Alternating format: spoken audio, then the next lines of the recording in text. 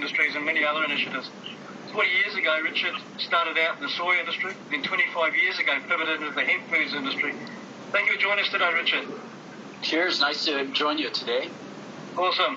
Perhaps you could start off by telling us why the change, what attracted you to hemp? Well, starting in 1980, I was using soybeans to make foods, tofu, soy milk, ice cream, things like that, and over 100 foods, and it was sold coast to coast in the U.S. and Canada. And then around 1994, I realized 1993 that hemp seed had similar nutrition as soybean, and so I started working with it instead of soybean, and totally got out of soybean entirely and just did hemp seed from then on. What was it about the hemp seed that first struck you that you thought, man, I got to do this instead of soy? Well, there are a lot of reasons. It tastes better. It doesn't need to be processed. You can eat it raw. It tastes like pine nuts or sunflower seeds. It didn't give you gas. It didn't have as much anti-nutritional factors.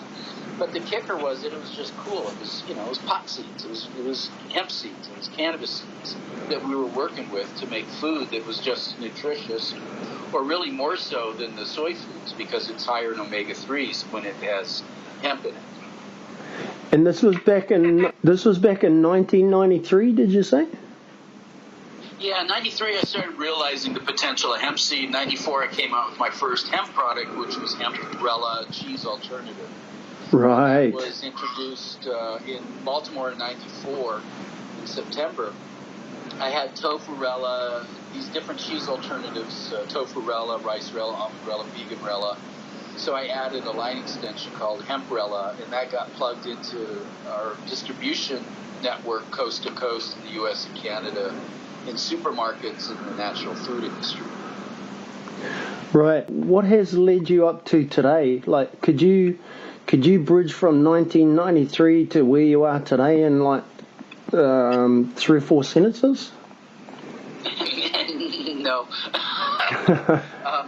So after 8 years and investing $2.5 million on Hemp Nut Incorporated, we did an energy bar and a chocolate chip cookie and frozen dessert and cheese, a burger, Hempe burger, a number of products, about 15 items, and we were ramping up. I was on national TV with Roseanne Barr, talking about hemp foods, making hemp foods. We had a lot of momentum, and then the Fiber Association sued DEA when DEA tried to legalize. So that killed the market for hemp foods in the U.S. And literally it just died. And if you look at the volume statistics of hemp grown in Canada, you'll see the impact of it as well. It almost killed hemp in Canada for 3 years. So at that point, I had just sold the Rella, the cheese company, and for $3.7 million. So I retired to Amsterdam in 2002 and just walked away from it all. Right. And then how did you get back into it to bring it to you today, to bring yourself to here today? Well, in 2014, I was asked by the top 3 CBD companies in the U.S. to form the Medicinal Hemp Association. And that's to advocate and educate on CBD, which was emerging as a commercial product at the time, 5 years ago.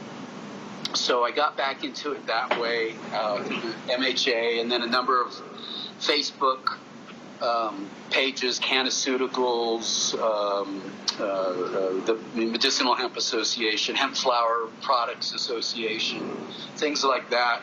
And then I, a couple years ago, started the Richard Rose Report at therichardrosereport.com, where I have original articles and white papers and things like that for people to educate on the business of hemp. Right. What's the name of that URL? Yeah, it's therichardrosereport.com. Therichardrosereport.com.